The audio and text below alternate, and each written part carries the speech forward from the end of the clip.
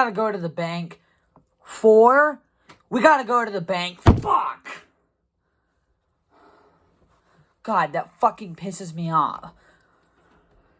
God, that fucking pisses me off so bad. Anyway, John Wick 3 is not as bad as I remember. The useless plot point is still useless, but not as useless as I remember. But, okay, I'm just really pissed off by something that just happened. The grandpa says, we gotta go to the bank. I asked, 4. And he says, we gotta go to the bank. I asked for what? Not what are we doing? Okay. Anyway, John Wick 3 is good. It's definitely the weakest of the franchise, but it's not bad. John Wick is the same as ever. He has, 82 kills, I think. It's like 82 or 81. Actually, no, it's 81. He's got 81 kills in this movie.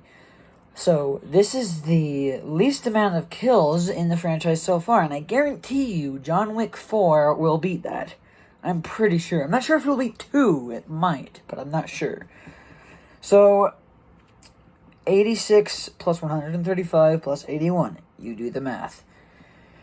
Anyway, yeah, John Wick's he's same old, but that's not a detriment or anything. You know, John Wick's awesome.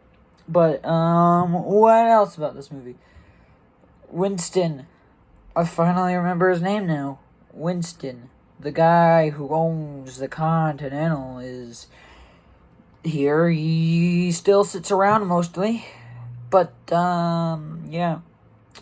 Still pretty cool. He says his classic line, well, if we don't have rules, we cannot live with the animals. Of course, he has the best line in the 4th one. I'm not going to quote it. You know what it is. I've said it the last 2 episodes. But, yeah, the front desk guy finally gets some action and shoots people for once, and that's badass. He actually gets some kills. I kind of want to rewatch the final battle just to count his kills, because he's got quite a bit. Halle Berry is in this movie, and she's kind of a part of that useless plot line. She gets him out in the desert, which is the useless plot line, but she's there. She's got 2 dogs that rip people apart, and then she shoots a lot of people too. The villain. I don't like this villain, which is a good thing, honestly. I don't know if it's in a good way or a bad way, but I think the actress did a pretty good job at being absolutely infuriating, and I am so disappointed that this bad guy does not get a fucking bullet in her head, because I hate her. But, yeah, she has the fucking actress made the smart decision in making this character's tone the most irritating tone anybody could speak. And it's irritating. There's this, there's always that tough guy that's haunting John Wick. Willem Dafoe was kind of the one in the first movie, but really there's that woman. And then the second movie was that black guy. And then this one is this Japanese guy, I think. I think it's Japanese. I'm not sure though. I think it is. But anyway, yeah, and he's pretty cool. Him and John Wick have a sword fight with katanas. But yeah, I think it's there's a doctor, but he's not important. He's just there for 5 minutes. But yeah, so the plot of this movie, it's not as bonkers as the last one, but it's useless almost.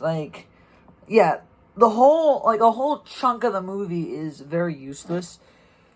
And I don't like that part of the movie. Or he goes out to the desert, cuts off his finger, and is like, well, why? Oh yeah, Lawrence Fishburne returns, he's there. He gets cut 7 times, and then tells John Wick he's really pissed off at the end.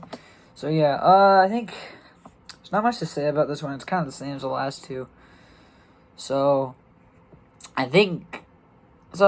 what this movie is, I'm going to give it a 7 out of 10, same as the last movie. So, yeah, I think that is 7 out of 10, a solid movie. I think that is all for this time, and I will, see you next time.